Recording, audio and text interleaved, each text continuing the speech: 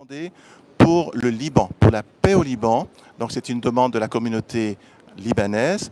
Et donc il y avait même la présence d'autorités civiles, mais également administratives, judiciaires. Et il y avait aussi la présence même d'un représentant du monde musulman. Donc c'est à la personne de Jawad Ben Salah, qui est donc le responsable un peu de l'islam, on va dire, sur la Guyane. Et donc qui avait lui-même pensé aussi à ce moment. Donc c'est vraiment un moment fraternel entre tous, hein, un peu tous ceux qui représentent la communauté de guyanaise en fait, hein, qui se sont mobilisés pour cette messe, pour prier en communion fraternelle avec nos frères libanais qui vivent les pires souffrances en ce moment, hein. Vous savez que la bataille avec le Hezbollah n'est pas terminé. Il y a déjà eu beaucoup de bombardements, des millions de gens fuient leur maison, parfois qui ont été explosées par les bombardements. Et puis nous avons aussi associé les Gazaouis qui sont également sous les bombes. Et j'ai fait référence d'ailleurs à un bombardement qui a eu lieu hier, où 7 enfants ont péri dans ce bombardement, 7 petits-enfants et des mamans, bien sûr. Donc nous avons aussi ouvert notre cœur aux autres zones de guerre dans le monde, aussi bien du côté de l'Europe avec l'Ukraine que du côté de l'Afrique avec le Nord Kivu, avec le Sud-Soudan.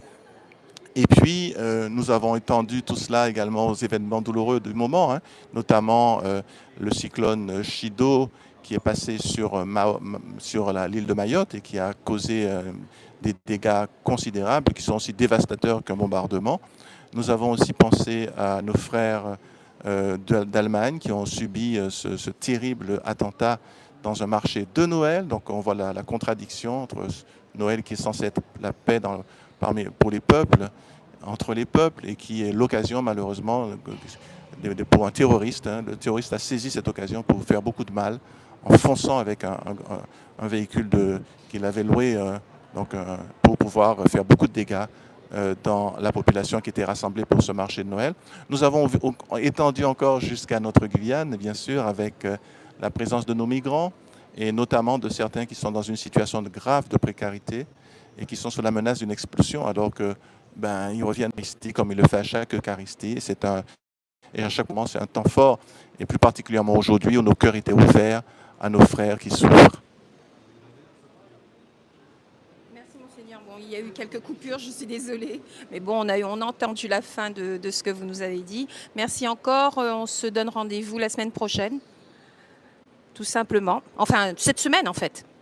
L'évêque de Cayenne, son Excellence Alain Rancé, d'avoir réalisé, c'est-à-dire organisé cette messe pour la paix au niveau du Proche-Orient et pour le peuple libanais et aussi palestinien. Je remercie aussi son Excellence le consul honoraire du Liban en Guyane, à toute la communauté libanaise. C'était un moment très important, c'est-à-dire de recueillement et de partage. Et le message essentiel, c'était la paix. La paix, c'est-à-dire partout dans le monde et dans le Proche-Orient, et pour le peuple libanais qui a souffert durant les événements, les incidents qui étaient, c'est-à-dire les mois derniers. Et on espère que pour la communauté maronite et catholique libanaise, que ce soit ici en Guyane ou au Liban, et pour tout le peuple libanais, ainsi que le peuple palestinien, que ces fêtes des fins d'année, c'est-à-dire les fêtes de la naissance de Christ, soit un moment, c'est-à-dire de paix, de partage, et que la paix soit partout dans le monde. L'évêque de Cayenne, il a insisté, il a rappelé le message du pape François II, qui insiste sur la paix dans le monde et que ça soit, c'est-à-dire quelque chose c'est-à-dire qu'il soit un paix et un cessez-le-feu immédiat et durable, surtout dans le pays où il y a la guerre, que ce soit dans le Liban, la Palestine, mais aussi en Ukraine, en Congo, à Haïti et partout dans le monde. Parce que la paix, c'est quelque chose d'important pour que, c'est-à-dire le message de Dieu et le message soit partout. Et sans paix, on n'a que des souffrances. Et il a aussi insisté que les enfants sont des innocents.